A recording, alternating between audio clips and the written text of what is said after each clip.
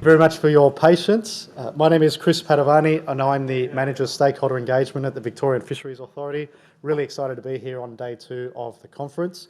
Unfortunately, our first speaker had a personal emergency and had to fly home, so I appreciate your patience in waiting until we kick off at 1:15 with Bryce. So I'd just like to introduce Bryce Stewart, who's going to be speaking to you all about UK recreational shark angler practices, perceptions and attitudes. He will be discussing bridging the gap between scientists and anglers for the benefit of sharks. Welcome, Bryce. Okay, thank you very much. It's great to be here. So I'm going to be talking about the UK, but I'm actually from Melbourne, so this is especially pleasing to be here this afternoon. Okay, so what do I do? Go click on that? Right, we're all good to go. Okay, so as is the case with many of these sort of talks, there's a multitude of people involved, and I'd like to especially thank George Jones, who's the lead author here. She's really the one who put this this presentation together. Has a mind of its own, but anyway. But also the number of other people involved, and to say this is a production from Shark Hub UK. Now you may be wondering what that is. This is a collaboration that we set up about 18 months ago, sort of had its evolution during the pandemic, and actually it involved Georgia getting in touch with me over Twitter because she's a proper shark scientist, wanting to find a way to get out on recreational boats to take tissue samples to do isotopic analysis. And we both had a few contacts, and long story short, we set up this meeting with particularly representatives from the Sport Fishing Club of the British Isles and the Shark Angling Club of Great Britain. And we were told before we'd had this meeting that to be aware that they'd had some bad experiences with scientists, they didn't really trust scientists, and we may not get a very welcome reception. So I was a bit worried about this, and I talked to my wife, who's a social scientist.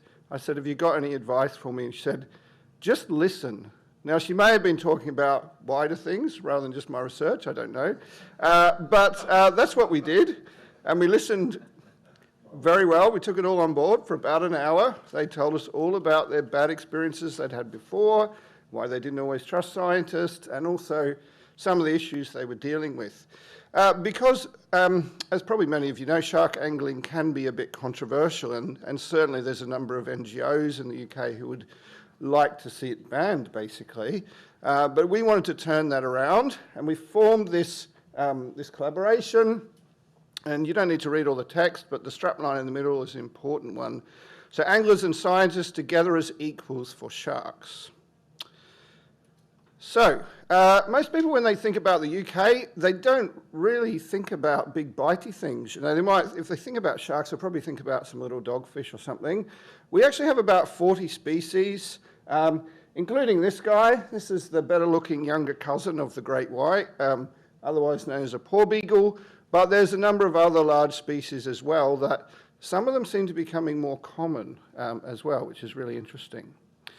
So these are the key species in our study, and we sort of broadly classified them into large and small sharks. Obviously, it's a little bit subjective, but those top 4, I don't know what's going on here, sorry, are the large sharks. So particularly the blue, as you'll see in a moment, is the one that's really abundant.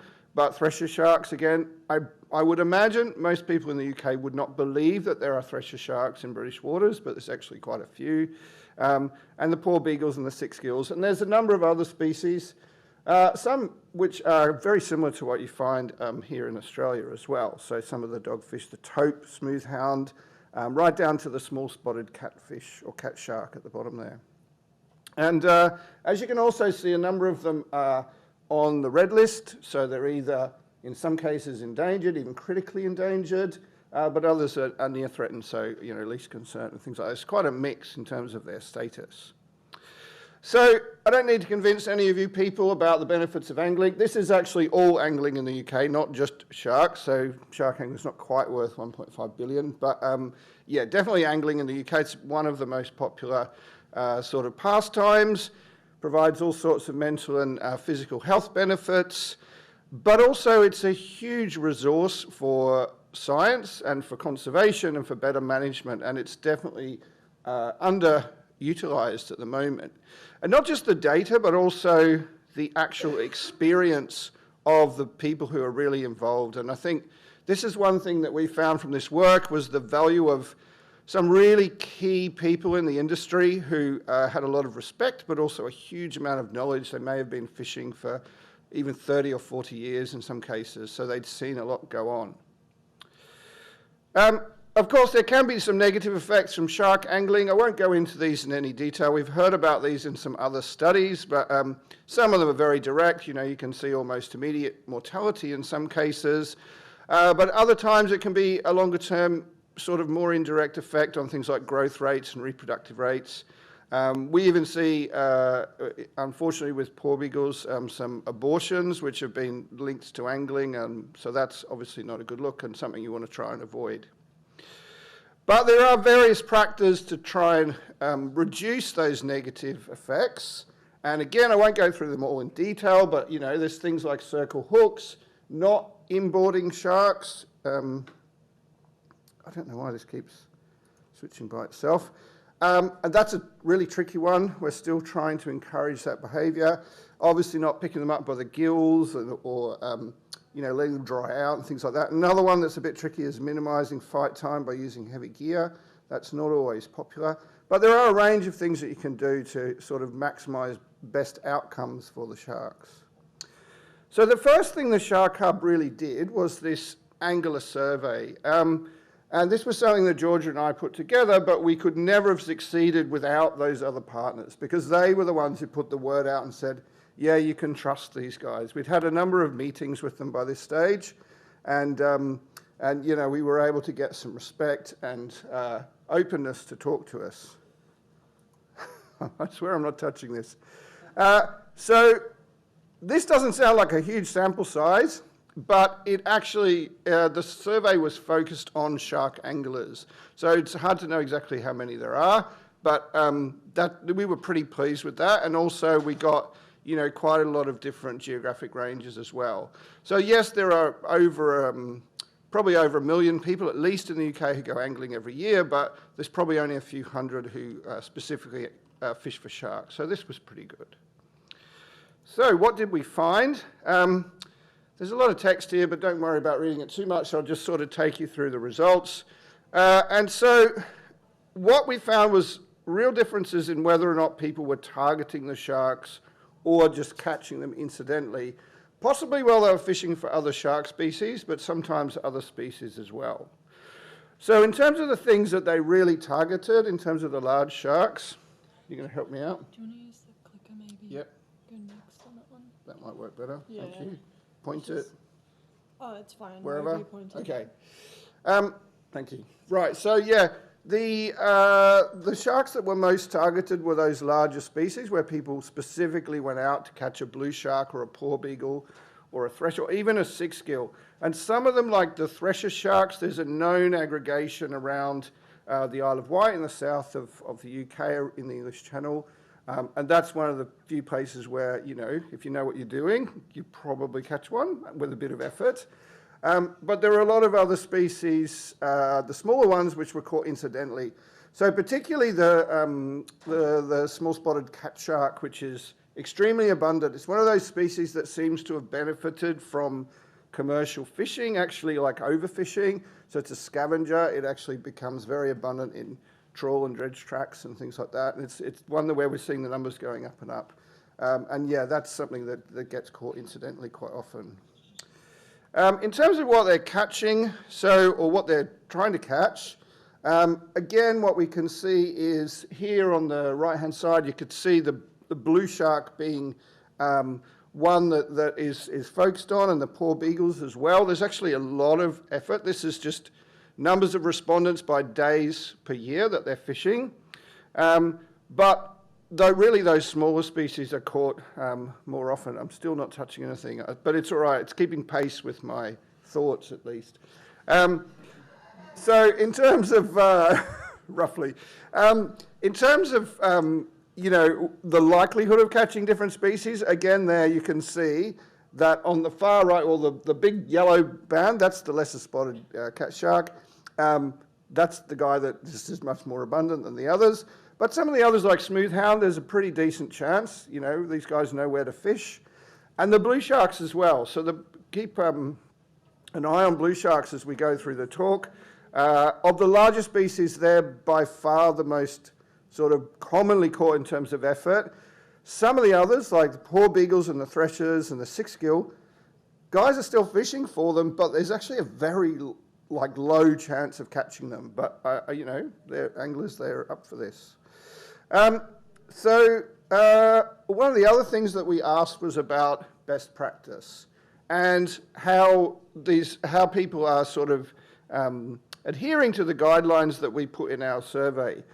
Now, this is obviously a little bit circular. So we found the majority of them said that they either always or often adhere to our best practice. It didn't have to be all of them, but some of the things like, you know, not bringing the sharks on board, not picking up by the gills, using circle hooks.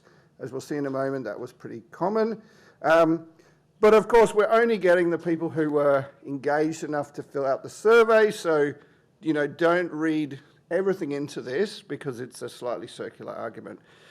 Here you can see, and again, there's a lot of detail on this graph. Don't worry too much about all the numbers here. The take-home message is that most people fishing for large sharks were following a number of these best practice guidelines. So whether it was using circle hooks, keeping the fish wet, avoiding rough surfaces, not so many using pumps, but most people avoiding the rails and gills and things like that. But it was more common for the larger sharks, but that's probably not surprising, and that's probably a good thing because obviously they're the ones who are going to suffer the most if you bring a poor beagle or a blue shark into the boat. In fact, I think bringing a blue shark into the boat would be quite an exciting thing to do. They wriggle like crazy. They can bite their own tails, so probably not a good idea in the first place. Okay, so yeah, it's an overall pretty positive picture, but I think when we think about, you know, how many people engaged with this survey and told us about the good practices that they're following, we were super encouraged, given that the fact that 6 months before we started this, we were told by many people that no one would talk to us. And here we are, and we found out about all this good work that was going on. We're also really interested in this one, so willingness to participate in research in the future. Again, this is a slightly circular sort of result because we're only getting the people who wanted to fill in the survey. But look at that, 99% of people agreed that scientific research was valuable. So that was pretty cool. And 70% would like to contribute, but actually only some people are already using catch recording schemes.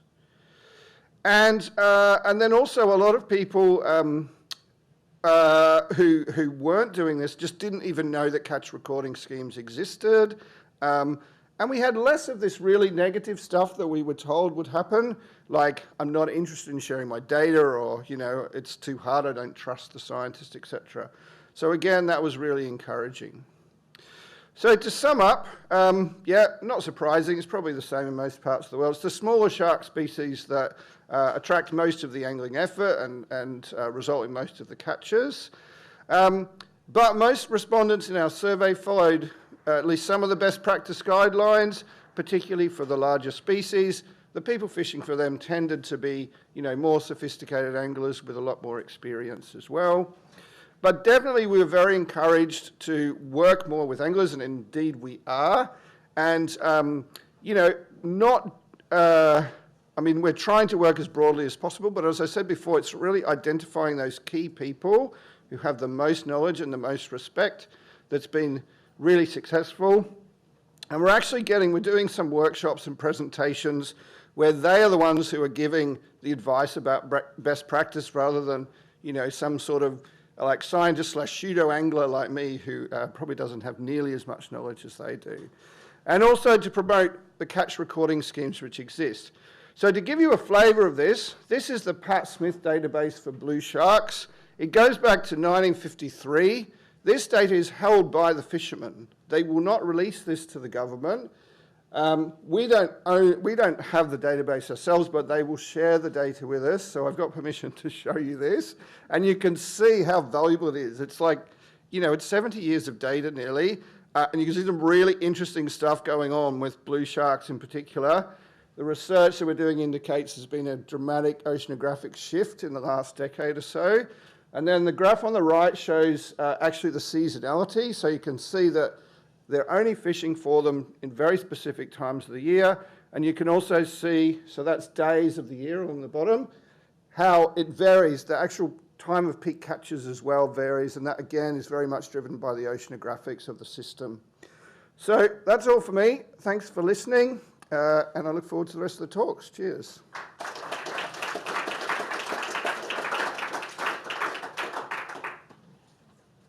Thank you very much, Bryce. Really appreciate you kicking us off as our first speaker. We've got 3 more speakers this afternoon here. Unfortunately, they are really passionate about their topics, so it doesn't leave a lot of time for questions, but we'll see if we can ask a few questions at the end. Thanks, Bryce. I didn't actually know that the reason that I didn't go swimming in the UK was because there was sharks in the water. I always thought it was because of the temperature. The temperature's more of a Our next guest speaker is Emma Simpson. I'd like to welcome Emma to the stage. Emma's going to be talking about fishing for life and building a healthy fishing future. Thanks, Emma. Thanks, Chris. Chris, oh, can you help me?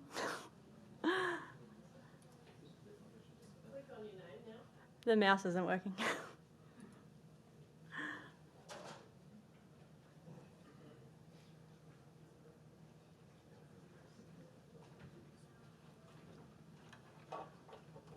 Plug it in. How about that? Oh, did someone unplug it? Yeah. All right, so thanks, Chris. As Chris mentioned, my name is Emma Simpson and I'm a Senior Fisheries Manager at the Department of Primary Industries. And today I'm really excited to talk to you about an initiative we have in New South Wales called Fish for Life. So Fish for Life essentially is looking at the sustainable growth of the recreational fishing sector, but also looking at our social licence and why that's so important to us. So the last day or so, we've all heard Victoria bang on about how great their fishing is, but New South Wales, I assure you, is just as good. So we have some excellent diverse opportunities, from offshore game fishing to one of our 30 recreational fishing havens in our many coastal estuaries and our awesome inland waterways as well. It's also a very valuable sector. We have about an estimated million recreational fishers in New South Wales, but if anyone's been in the auditorium, maybe they could update me on the latest figures. And the sector really supports hundreds of charter, tackle and tourism businesses as well. We're also really lucky in New South Wales. We have a recreational fishing licence. So this was introduced in 2001 with all the fees generated from the sale of those licences placed into recreational fishing trusts, which are overseen by expenditure committees that are made up of independent fishers across the whole state. So every year money is invested from those recreational fishing trusts into projects that are going to improve recreational fishing. So last year alone, $15.5 million was invested from the recreational fishing trust into projects like fisheries enhancement, habitat restoration, fishing facilities, education, community grants, fisheries officers and research, and over 3,000 projects like these have been funded since the inception of our licence. So we have excellent fishing, we have a very valuable sector, we have fantastic support and great projects already on the ground. So what's the problem? Well, our recent licence data sales and our statewide surveys have actually shown a decline in participation and effort in recreational fishing in New South Wales compared to previous years. And yeah, sure, there's definitely COVID that's playing a little factor in there, but if you look at our long-term licence sales, that's over 20 years. So you see that that's actually staying relatively static despite a growing population. So DPI and our RF New South Wales, which is our Recreational Fishing Advisory Council, identify the need to support a sustainable recreational fishing sector, but they also recognise the benefits of taking a look at our social licence. So social licence is essentially the level of acceptance that the general community give to any activity, whether that's a sporting activity or community or business practice. So it's becoming increasingly important to be able to meet community expectations and acceptable standards. And so for fishing, that means how we access our fish stocks responsibly.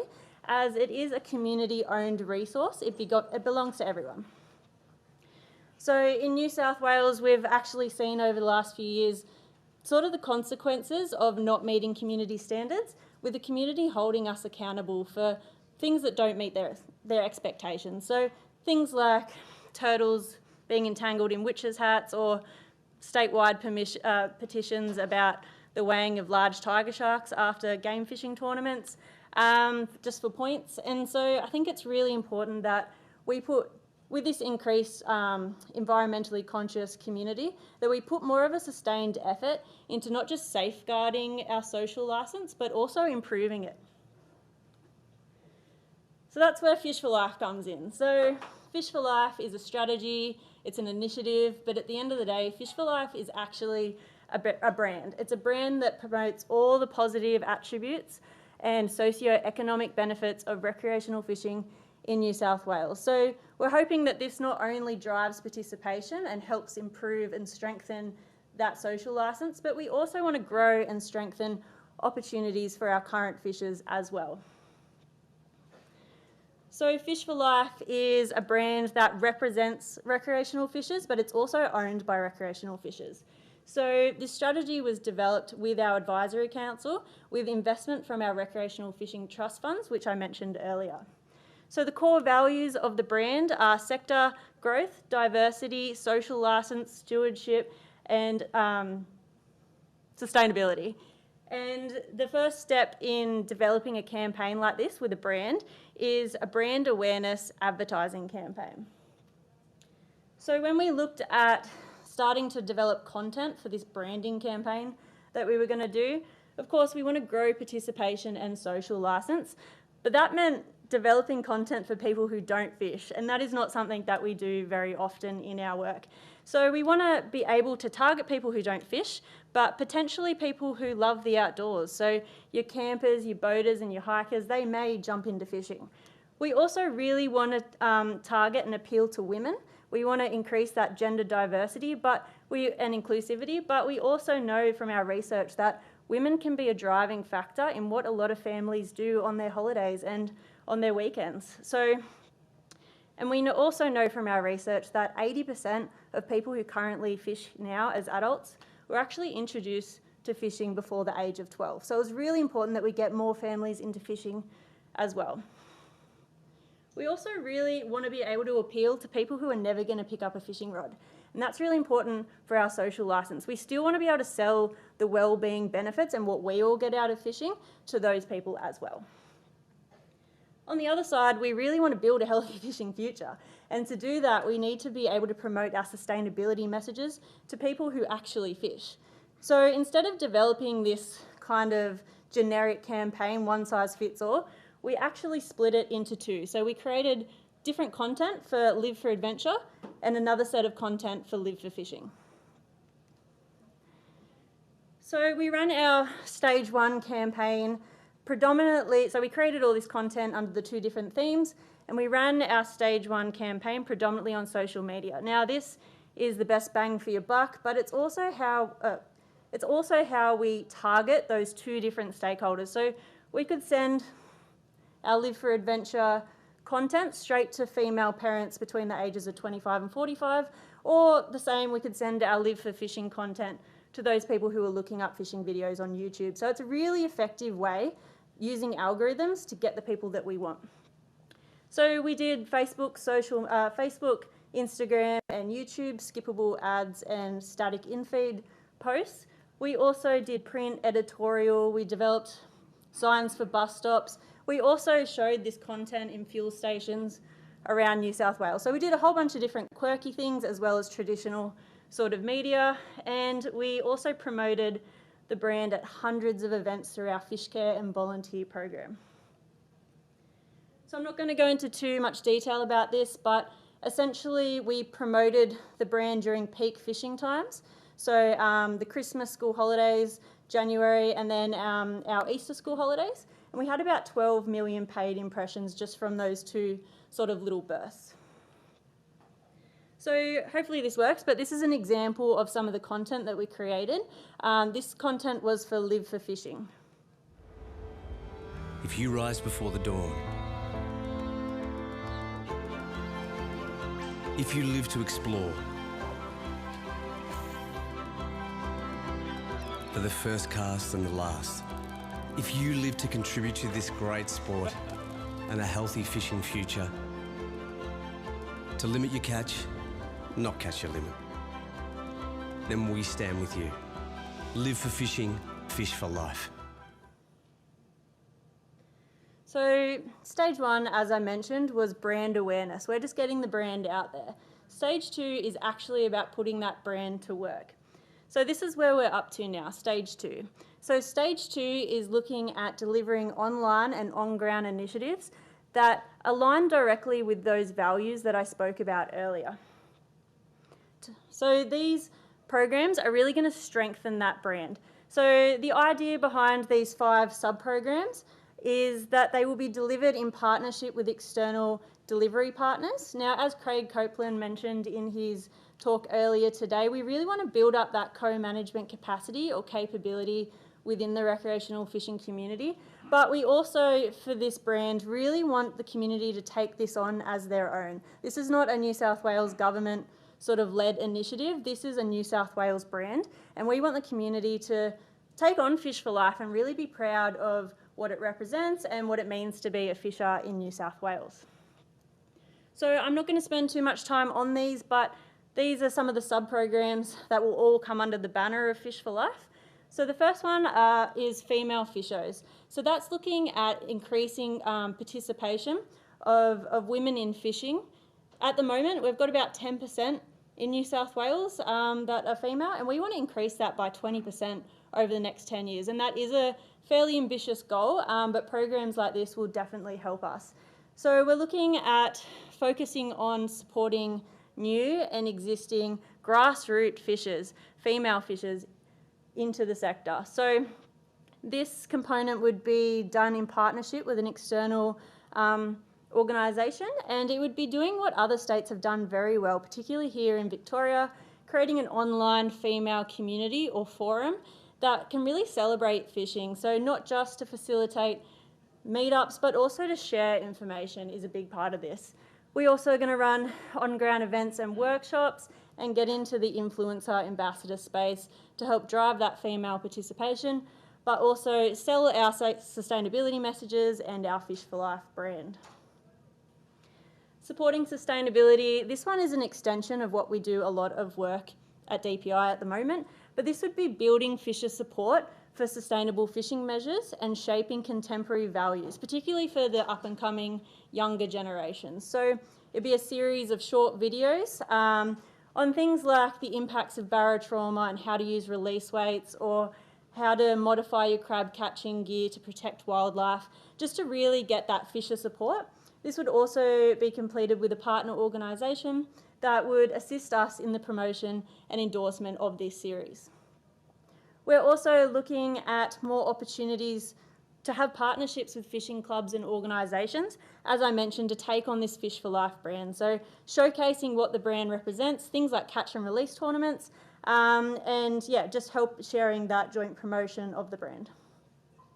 Fishing Litter Legends, this one is quite specific, but it's looking at showcasing to fishers the impacts of fishing related debris or litter, and being able to run programs like pop-up community days and dedicated litter programs to get fishers involved, being more proactive in cleaning up their local fishing spot. This will not only help with our stewardship and sustainability, but it's also going to help with that social licence, showing the community that fishers are actually one of the people that care about the environment the most.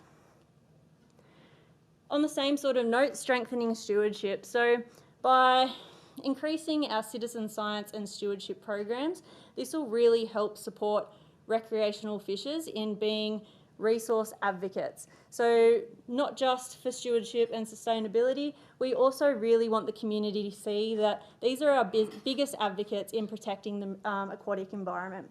So things like regional recreational forums where we can have two-way communication with scientists and managers, as well as getting information back from the fishers on state and local issues. We'd have recreational fishing awards to recognise the good work that's being done by these individuals, as well as expanding those citizen science projects. As I mentioned, getting fishers involved, directly involved in the management of their fisheries, being active participants. So things like our game fish tagging program and frame collection program, expanding those to include more grassroots species, but also working with our researchers to try and identify ways that we can get fishers more involved. And the last one is just upscaling what we did in stage 1, promoting all the work that's being done in those other modules, as well as all the work that's being done under the Recreational Fishing Trust, and things like regional television and influencers. So yeah, that's pretty much it from me, but just this is a real opportunity for us to be able to deliver positive messages by strengthening this brand with on-ground actions that are going to be delivered with grassroots organisations. Thanks.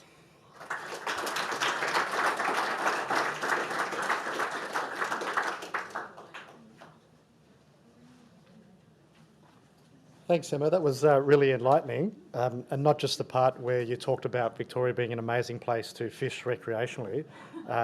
No, but in all seriousness, there's a lot of passion in your voice there and some really interesting points and a really strategic focus that New South Wales has got going on there. And I think that there's a lot for Victoria can learn from what you've just presented, which is great.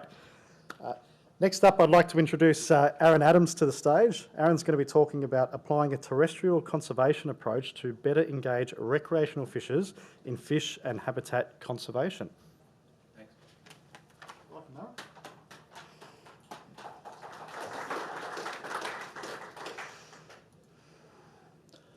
Okay, thank you very much. All here all the way from Florida, just to kind of give you guys a little bit of context. The human population of the entire country of Australia is what, 26 million? Is that right? Florida, just the state of Florida, is 21 million. So I present this as kind of, as population continues to grow, there are going to be some increasing challenges, I think, in Australia that Craig kind of mentioned already with habitat. So what I'm going to talk about today is how we interact with the recreational fishing community to do research, but also to engage them in conservation and advocacy for better management of our fisheries, specifically for habitat conservation. So I'm going to start with things that are obvious to all of us, and then I explain to you why I want to go through the obvious stuff because of how we think management has to change for our fisheries. So the first is that the amount of habitat influences fish population size, but also the quality of the habitat influences the health, survival, and abundance of the fish that we fish for. Something that often comes up when we talk about habitat is usually the physical structures, but water quality, I'd say water is the most important habitat, right? In Florida, we're having a lot of water quality issues. This is a red tide on the southwest coast of Florida, which causes some pretty massive fish kills, especially in recent years. We also have a problem with the fragmentation. We have a lot of fish that migrate up into estuaries from the ocean or even into rivers, and when we put up water control structures, that disrupts that life cycle, which is causing some issues. So to get to Florida, again, talking about the habitat dependence of our fisheries, Florida's had a lot of habitat loss. So we've already lost about 50% of our mangroves, which is obviously an essential habitat for fish.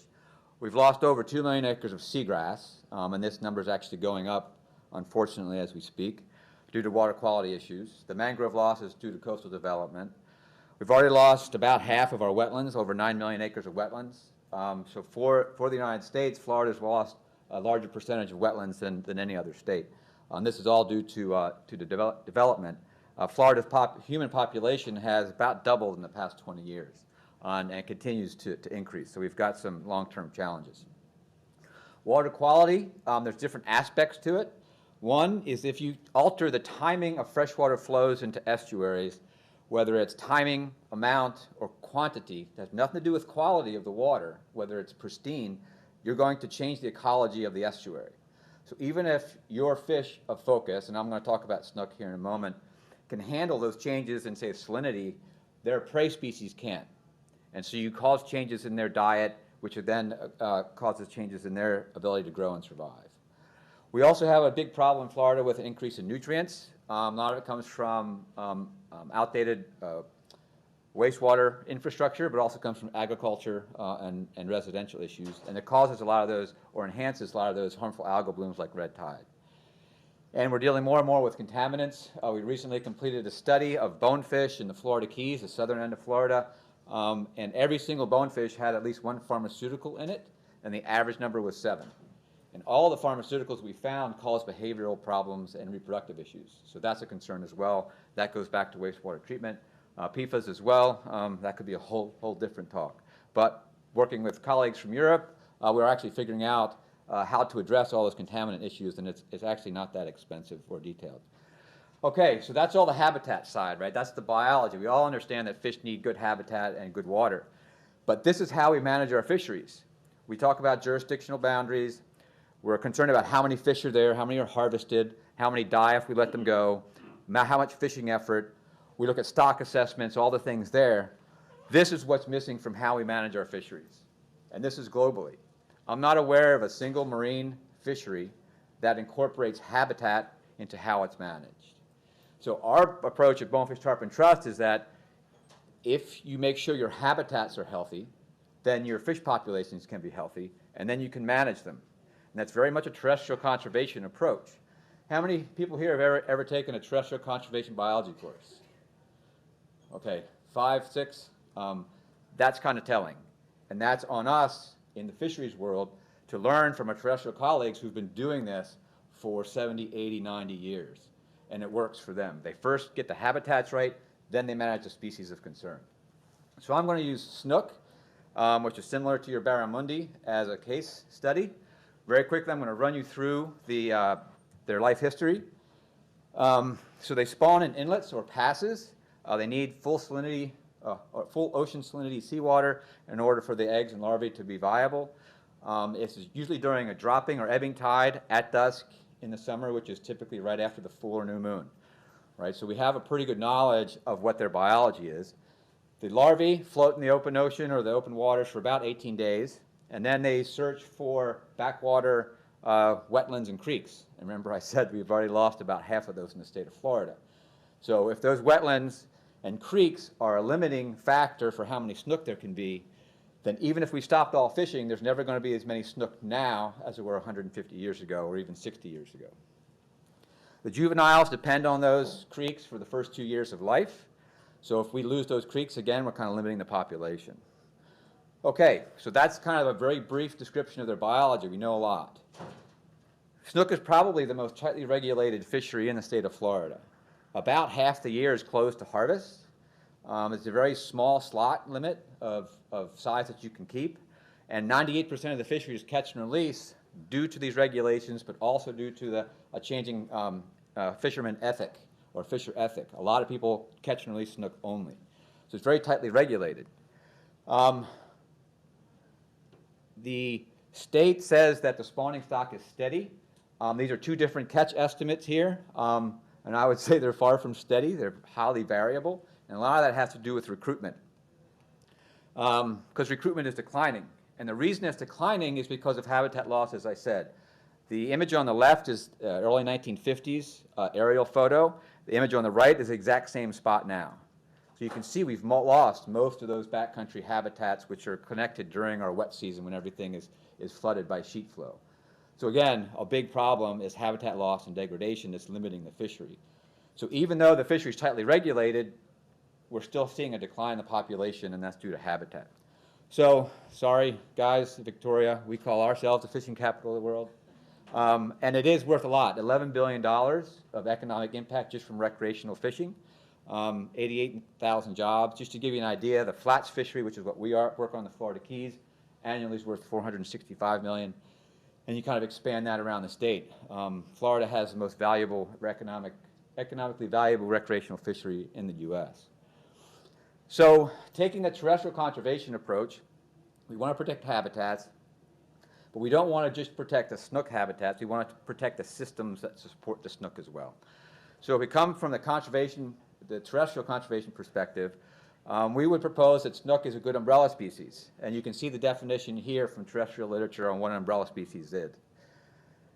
We found in a study that we did with colleagues with the State Fisheries Agency that if you protect juvenile snook habitats, you protect 55 other native species, fish and invertebrates, which from our perspective is great because that's what the snook eat. From a biodiversity perspective, that's great because you're protecting that whole ecosystem. And it's going to be hard to protect mangrove habitats in order to save mosquito fish, but mosquito fish are probably one of the most important species out there, or crabs. So another issue is that the state biologists have known that habitat is a problem in management for quite some time. This is from 1958. A state biologist in Florida said his opinion that the snook population decline way back then wasn't due to fishing pressure or overharvest, it was due to our development of their habitats. Right? 1958, the state biologists realized this.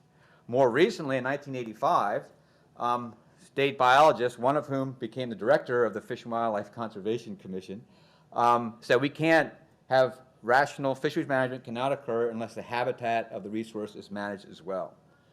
Still in Florida and globally, again, fisheries management focuses on stock assessment. It does not incorporate habitat. And this is a paradigm shift that we are pushing. We're actually working, the state of Florida is starting to change how they manage their fisheries to incorporate habitat, which is great. And it's going to take some work because nobody's really done it before.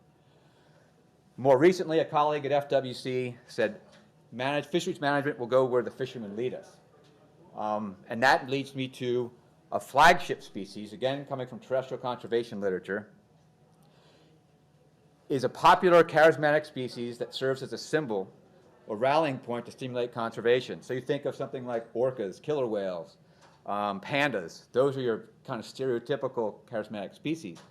We're proposing a new approach where we actually engage the anglers, the fishers, as you guys are doing in New South Wales, to have them become advocates for the things that excite them. So these are 4 different examples of different fishing magazines that have snook on the cover. Right? So there's a whole community that sees this as an important species and it gets them excited for conservation.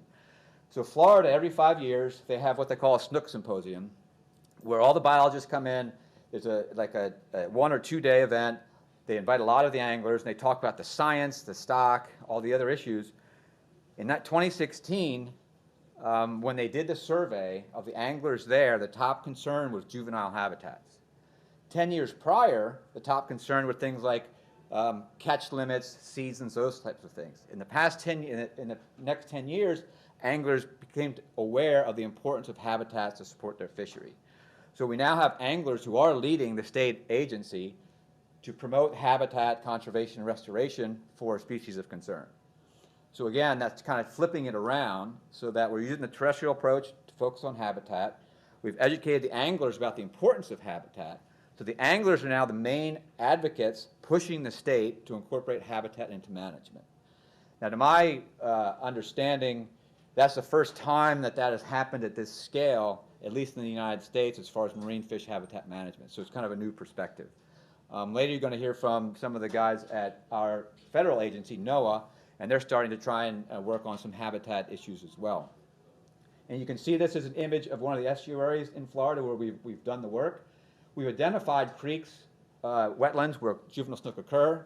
We've identified the species that would also be protected if we protect those habitats. And this is now being used by the state of Florida as a conceptual model to then figure this out here and apply it statewide. So from our perspective, that's a pretty dramatic improvement in how the state of Florida is starting to manage fisheries. And we know that other agencies are also starting to incorporate this. It's also important to get this information into the realm of the rest of the scientific community. And so these are examples, a couple titles of recent applications of this terrestrial conservation approach to fisheries management, incorporating habitat. The one specifically talks about umbrella and flagship species. The other uses a terrestrial conservation threshold ecology approach in a marine fish for the first time that we're aware of. And so I will end with that and I assume we have questions later. My contact information is there as well. Thank you.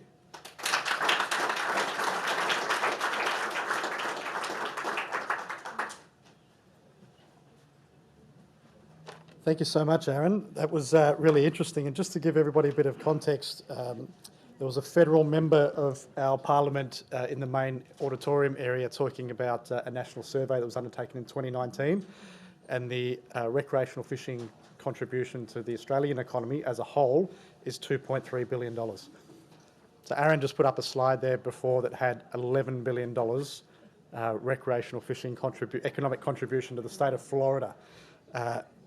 Seriously mind-blowing. Yes, Aaron, there will be there'll be a panel session at the end of the session for everybody to ask their questions. On to our fourth and final speaker for this afternoon. I'd like to introduce Leanne Ngo, who's going to be talking about women in recreational fishing, breaking the barriers and building community. Thanks, Leanne. Thank you.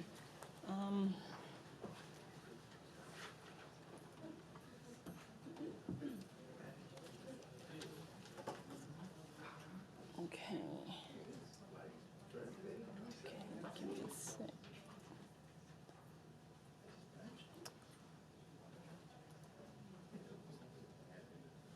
Did I break something?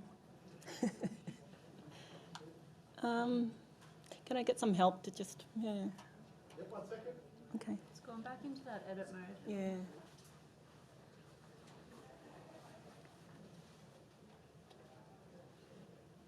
One second, Leanne, we're coming down. Just attracts the crowd.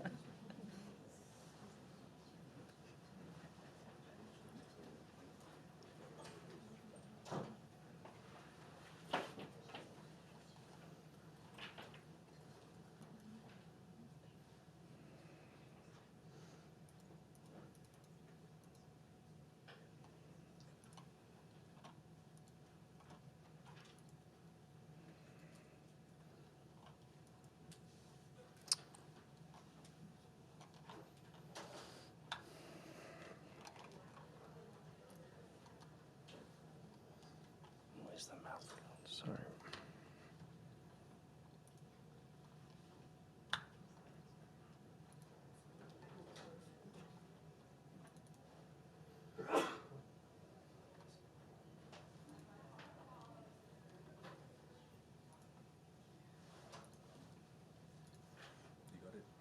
Going to presenter mode? Yep.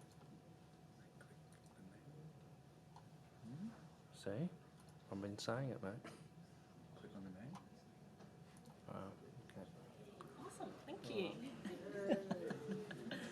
All right, thank you so much. Woman Jika, Samriapsor, Ni Hao, and welcome.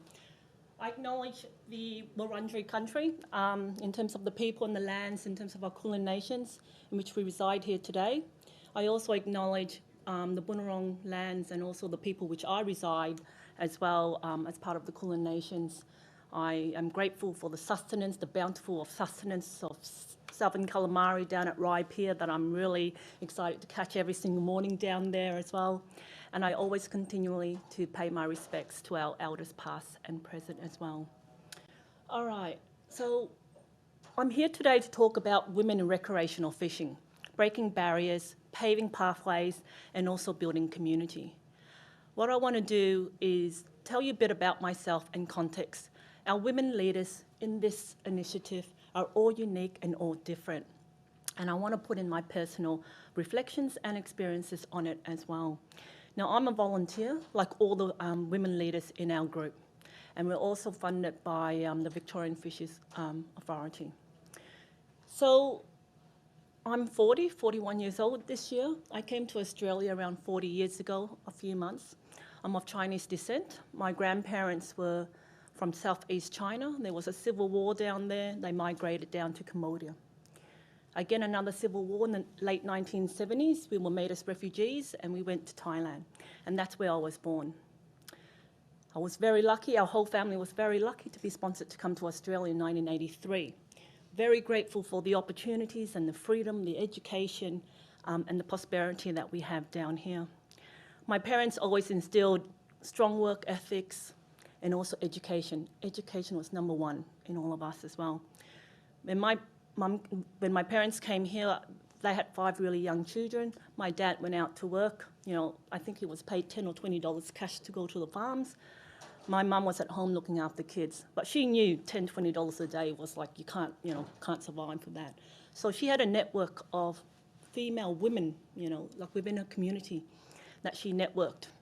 And she knew that connecting with others was really important, especially female colleagues as well in that space. So from her, I learned female are powerful, education is critical, and when you have what you have, when you've settled in, make sure you offer that back to the community as well and give back and uplift the people around you.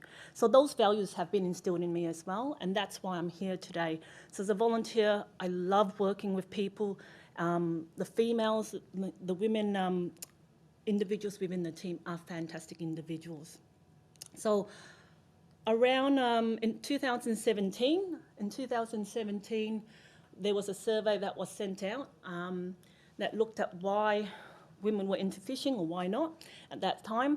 So what I'll do is actually highlight a few of the questions that were asked as well in there. So one of the questions went on about, if you do currently go fishing, who do you go with? And we did a survey in 2017 and then 4 years later as well. So the top 3, the same thing, family, partners, and also going out there alone. The other question was, what is your motivation to go fishing? Again, same thing in terms of top 3. You want to go out there to relax and to unwind and to catch fish and be in nature. Now, I can relate to that. I really only got into fishing around 4 years ago. Melbourne had the toughest lockdowns. I was very fortunate. I lived in a place where I had the front beach and the back beach within my 5K radius. And I discovered down there we had a beautiful pier, Rye Pier, it's 360 metres, beautiful and heavy, really thick, weedy grass beds, plenty of southern calamari. And we have the best tasting calamari in the world down in Australia as well. And during that time, I also started to grow an organic gardening. I love to cook, catch what you cook as well. But I'm also with the philosophy as well. You can go fishing another day. You don't need to catch your bag limit. You just catch a feed for your meals for lunch or dinner at the end of the day. So relaxing and unwinding, I was working 80, 90 hours, during that COVID period. I work in university as an academic down there as well. So working with universities and academics to go through the COVID period was stressful for a lot of people and a lot of students as well. We put students first. To catch a fish and be in nature, the serenity of the ocean was fantastic. And it was also great for mental health as well. All right, so the next question, if you had the opportunity to engage with female anglers or women keen to give fishing a go, would be interested in doing so through hosted fishing events. So in 2017, we had around 67%. 4 years later, we asked the same question. Obviously, that's increased as well. So a lot of the information that I'm presenting to you today, we have actioned as well. All right. The next one, just give me a sec. All right, so we also asked what kind of content our females wanted for us to further their knowledge. So again, the top 3 in 2021 and 2022 was how-to guides. Expos, organised group events, videos and articles or blogs, top 3. The other question goes, if you actively fish, what are the positives that allow you to fish? Top 3, good fishing, good friendships, and obviously good information. The top question up there, do you agree with this statement, females are well represented in fishing media and retail stores? In 2000, so 60% disagree, where we had 27% sitting on the fence in that space. Who is involved in making spending decisions when it comes to fishing? So in 2021/2022, joint decision, 53% on your own, 40%, and also 4% with a partner as well. So you can see the joint decision, that's over 50% as well. So hint to any vendors that are down here as well. One of the key questions that we did ask is that if you don't fish, what are the reasons you or your female friends don't actively fish or might not have tried fishing?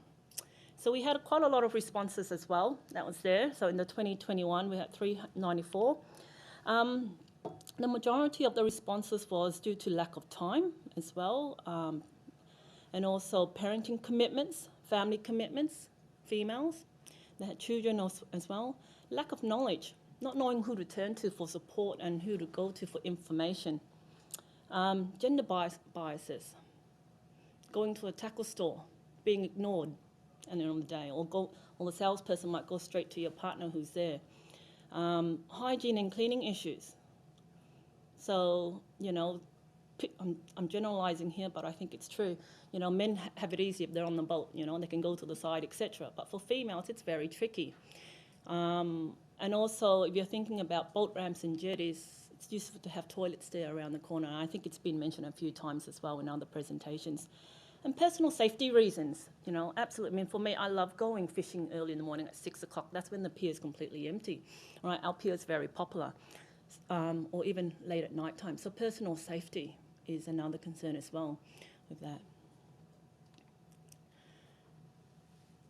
All right, so based on all the information, the survey, the findings, in 2018, with the support of the Victorian Fisheries authorities, we created an online community, so a Facebook page.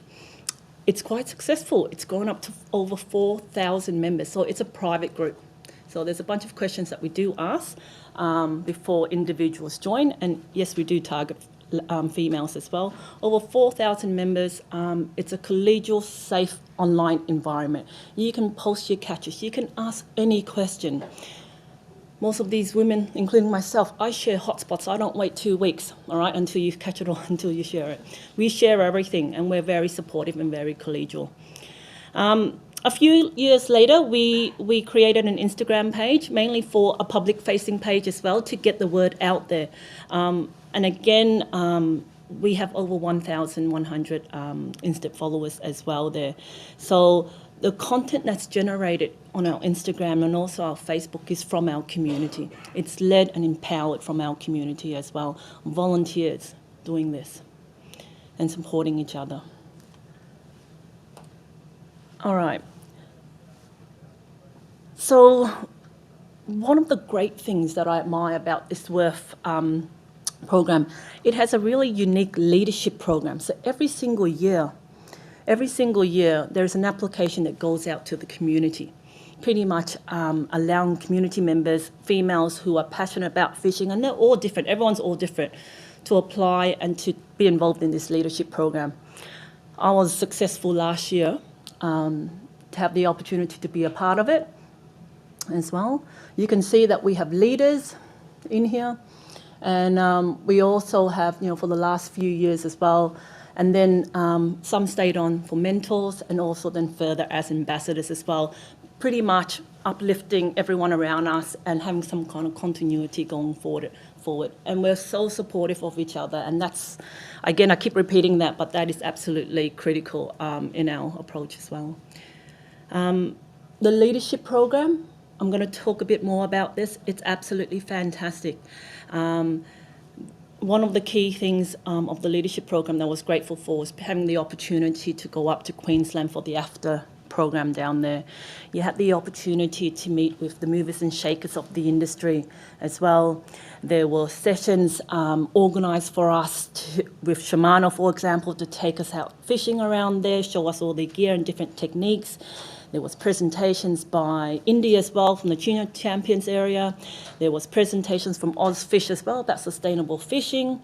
There was also media development sessions as well, because a lot of us wanted to know how to use media, how to use social media, write articles to project ourselves out there as well. And some of us also had interests in being brand ambassadors. So we had Black Magic, Tracy and also Michelle as well, giving us some tips and tricks in that space. One of the other things down there was we had a networking, speed dating kind of session as well, where we had a lot of powerful women, the shakers within the industry there, and also men as well, where we would rotate a few minutes on each of the tables to actually meet people. And we also had other opportunities throughout the year as well. It's like this year, the conference this year as well, being able to sit through different sessions, learning from each other in that space. We were lucky enough to be invited to Monash University's Women in Sport to meet Lauren Jackson and speaking about women in sport and adversity in that. So again, a fantastic program. we all get involved in events, quite a lot of events. So we're all volunteers, I say that. So we have fantastic folks. So we get involved in VFA hosted events. We're there. So for example, just recently this weekend, Saturday and Sunday, we were here at the Ultimate Fishing Expo down there, presenting, having our own stand. We have others like Marion, who's an excellent fly fisher champion as well. We have Kelsey, who was teaching how to do whiting, how to catch whiting. So we also did some partnership with Catherine's area, the better boating area in terms of reverse trailing parking as well. So we're pretty much, involved in different areas, in different events. One of the things that I was so happy, this was fantastic, a WRF conference that was held last year, organised by WRF members. It was held in Geelong at Deakin University, and it was a fantastic event, free event, similar to this program, World Recreational Fishing, but on a smaller scale, obviously, within Victoria. Empowered by members, volunteers to actually coordinate it, organise it, and you can see a whole variety of events that we were involved in as well. One of the feedbacks that came through from our community as well was that they wanted to have group social events. So we formulated 6 local groups within Victoria, led by leaders in the area. And pretty much we have a messenger group that we socialise and pretty much connect with each other. And we run Ladies Tackle Night. We run, like for example, Amanda down at Bass Coast runs Ladies Tackle Night, squid peering, squidding on the pier, pretty much getting together. And numbers are growing and growing. This is what our community wants. And, if that's what they want, we're here to support them at the end of the day. We're also in the communities as well, making a difference. So we have Cara, for example, she's got kids as well, looking to educate about fishing as well down there. We have Shay Bloom, for example, there was a bushfire down up North Victoria as well, having a grant looking at restocking some of the fishes in the lakes. We have, for example, Tiffany as well. She's a fantastic exemplar within her community, and we help with restocking as well, engaging with the community. We're also in media as well. A lot of us are writing articles. Again, Cara with her cooking as well, with a magazine, with Kelsey writing some articles. We've got Karen, like being an editor for social fishing, etc. So everyone's doing something in that space with opportunities that VFA and the communities are providing for us. These are some of some feedback on why we love WRF. You can read some of that, but some of the highlights, one of them is says, in a safe collegial environment, being able to connect together, mental health, this camaraderie spirit that we've got within this is grassroots feedback that we're providing here. And lastly, because I know I'm over time, we're here, we're breaking barriers, we're paving pathways, and we're building community. These ladies, children, girls down here are from our community.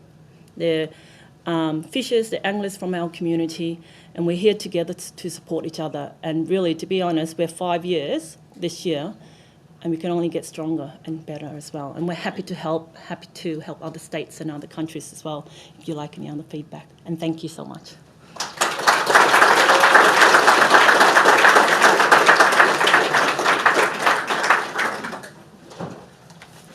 Thank you, Leanne. That was really informative, and it's really surprising to the VFA, who are incredibly supportive of the WRF program and the fantastic work that the WRF leaders do, that you're only 5 years old.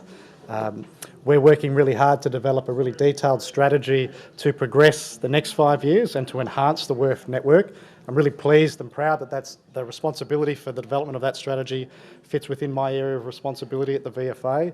But I have no involvement whatsoever in the development of that strategy or the implementation of it, and the simple reason being is because I have a penis. And I don't think that I should have any role in the development of that strategy other than supporting my staff members where appropriate, and you're really pleased with the work that Caitlin's going to be doing. So thank you. I'd like to invite our four presenters to come up and be part of a Q&A panel, and invite members of the audience to fire off their questions. My colleague Kylie is going to wander around with a microphone. Who's going to be brave enough to ask the first question? Come. Yes, over here.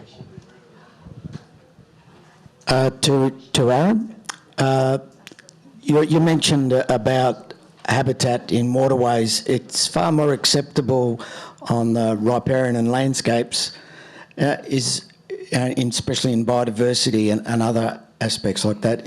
Have you any inkling of why it's excluded in why it's such a challenge for you now to have the habitat as a key focus in waterways? I think that we are. I think we are living with the legacy of how fisheries have been managed in the marine environment for the last 150 years.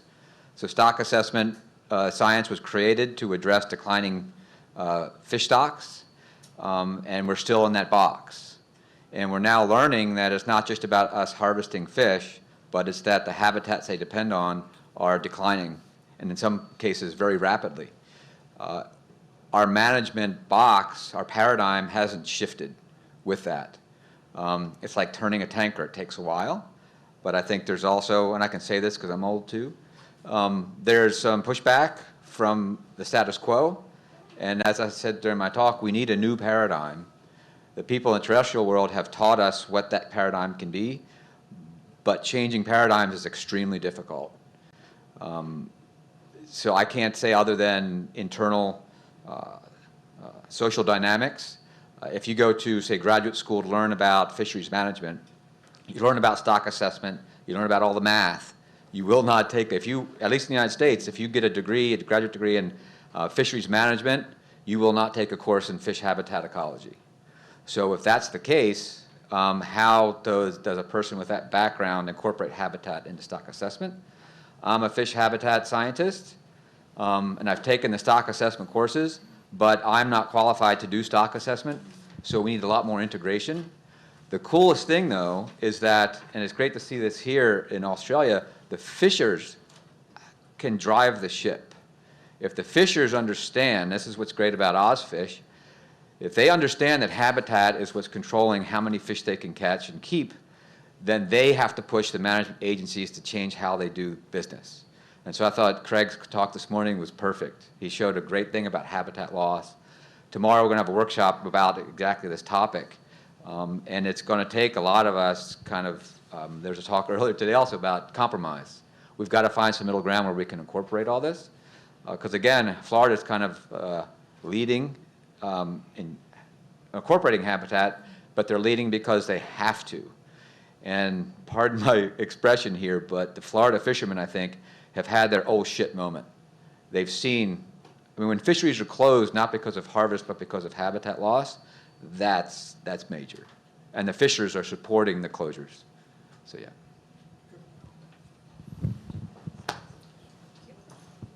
Where's our next question coming from?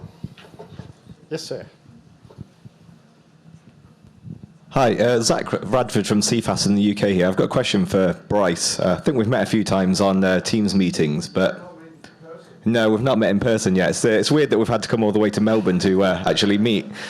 Welcome. Yeah. So my question for you is, as a government agency as CFAS, we're always struggling with getting trust from recreational anglers and getting trust to actually collect data on with charter boat fishers. And I was just wondering what your lessons learned were in the UK for really gaining that trust. That's a good question. Yeah, very good question. I think because, you know, and this is no comment against CFAS, I work with many people in CFAS, a lot of great people, including Kieran, who was here earlier. I think we were seen as being independent, and we just, like I said, we just listened to them. But they had bad experiences with another university, which was one of the reasons why they were so wary. But I think we very much put the anglers first. Like I said, well, anglers and scientists equals. Unfortunately, CFAS being a government institute, they're just frightened of governments basically putting in rules. One of the things that happened just in the last year or so was a proposal, we think, from one of the NGOs to completely ban fishing for porbeagles. And we actually, as the Shark Hub, wrote a piece to the consultation saying, well, that's not actually going to solve the problem, which is mostly commercial fisheries, and you're going to lose all of this data that you could not get in any other way. So one thing I sort of forgot to say in my talk as well, all of the fisheries for the large sharks are all catch and release. So that's a really important point. And in fact, they've been doing that for decades. So they're well ahead of some other parts of the world in that. And they realized, if you go back to the 50s and 60s, they were killing sharks, but they've been ahead of the curve. So I don't really know is the answer. I think we're a bit lucky being seen as being independent and just treading really lightly, like not putting any demands on them. So I think, yeah, again, I won't mention names, but I think the problem that they had in the past was scientists sort of coming in and telling them what to do, and in some cases how to fish and where to go and things like this. No, don't do that. Like, these guys have been out there for years fishing maybe 100 days a year and things like this, some people. They're vastly experienced, and you just got to really respect that knowledge and experience. So, yeah, but we can talk offline more. Thanks.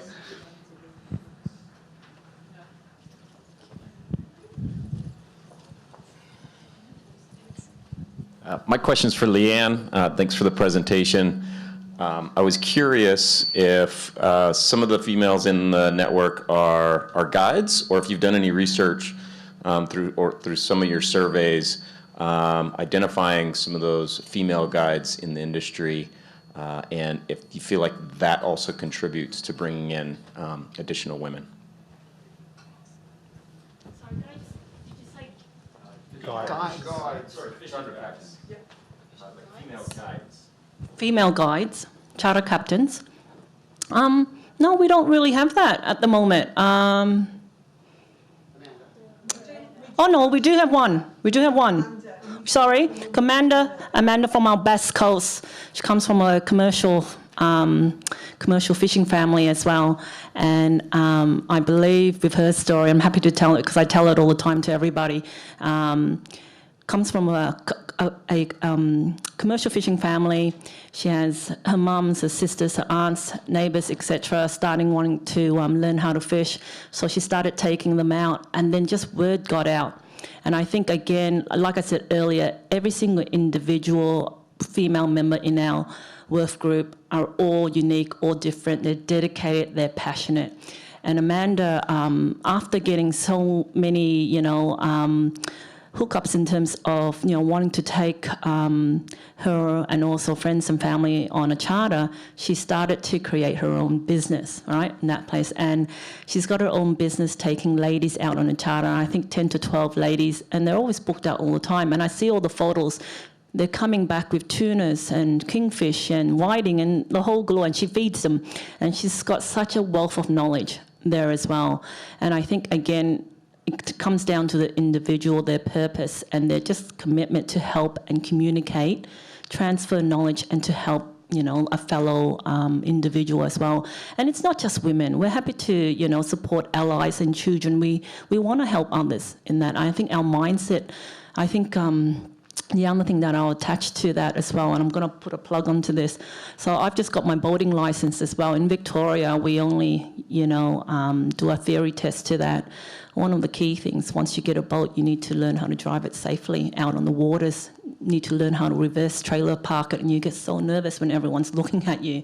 So hopefully, fingers crossed, there are some initiatives in place this year as well that will look at education around there. I think 3/4 of our WRF leaders have their own boat can, and they're experts at reverse trailer parking and, driving their own boat as well. And they're happy to give tips and run sessions down the track, but that's something coming on board as well. Yeah. Thanks for your question. Thanks, Leanne. And just confirming those reverse parking sessions are in the works for 2023. Yeah, I didn't want to say you Yes, confirm. Fantastic. Yes, no, they are. They definitely are. They're definitely part of the strategy. Awesome. And as I touched on before, as a man, I just feel completely inadequate and inappropriate that I have anything to do with the development of that strategy other than to support my staff. But Can I just give a quick plug to Catherine Greach as well, who's the director of Better Boating? She's just fantastic. Again, very supportive of our group as well. When she runs events, you know, she's always open to getting us there as well, promoting that. And I didn't mention it, but there was an upgrade of a boat ramp down at Rill as well, and Amanda lives roughly there as well, and she did some short videos pretty much touring the place where the toilets are as well. There are proper toilets there as well for females as well. So, you know, I think we're open to collaboration, and I think 5 years on, people see the great work that we do, and we're genuinely there. We want to help people, want to help our community. So, so there's definitely more opportunities going forward. Fantastic. I think we've got time for one more question before we go to lunch. Who would like to ask a question of one of our panel members? I've got a quick one. I won't need the mic, that's fine. Sorry, we do for the live streaming. Oh, sorry, no bad. No, that's all right. Who am I to... There's more of an audience watching you online. So this one's again for Leanne. I've got three daughters, and I'm a very keen game fisherman from Tasmania. And I said to them when they wanted to partake in the fishing, do they want to learn properly? And they all wanted to learn properly. But the difficulty I have when I explain things to them, in no different way that I explain to my mates or their kids or their sons, but I don't know whether they're winding me up, but they nail me with the mansplaining thing. And I just wonder, is there a certain technique that I should be using and softening in it? But then I feel I come across as condescending, so I just don't know where I'm at. Thanks. Look, a lot of our women leaders also have, you know, obviously children as well. And I've got I think he's 8 or 9 this year, son at the moment, you know. And I think my experience, the first few times when I got into squidding down at Rye Pier 4 years ago, he loved it. I was only there for 1 hour because I only just started getting into it. He loved it. He was there squidding. And then I loved squidding so much that I stayed for half a day and then all day. For him, he's an 8, 9-year-old child. He's not going to stay there for, you know, half a day, 9 days. If you're looking at wanting to engage your children into fishing, focus on them. It's not on you. It's on them at the end of the day. Make it fun, make it engaging. It's the same thing with learning. So my son's, he's special needs as well. So he's got a short attention span. So anything that's interactive, that's fun, that he doesn't know that he's learning and he's enjoying. And if you hook onto something, a calamari, make it fun, make it interesting, probably plugging a little like learning part to it as well, but make it fun and interesting. Don't spend the whole day like me. Now I'm looking to reverse that process as well. Yeah, but absolutely keep it fun. Focus on them. It's not on you. If pretty much just if you want to go fishing and really catch whatever you want to fish, dedicate another day for that as well. But mix it up. Build it in slowly. That's my suggestion. Just keep it, you know, slow and easy as well, and be patient. Yeah. Thank you, Leanne. I'd like you all to join me in thanking Leanne, Aaron, Emma and Bryce for their presentations this afternoon. Thank you so much. Afternoon tea is outside. Some more food if you need it. Thanks, Sam.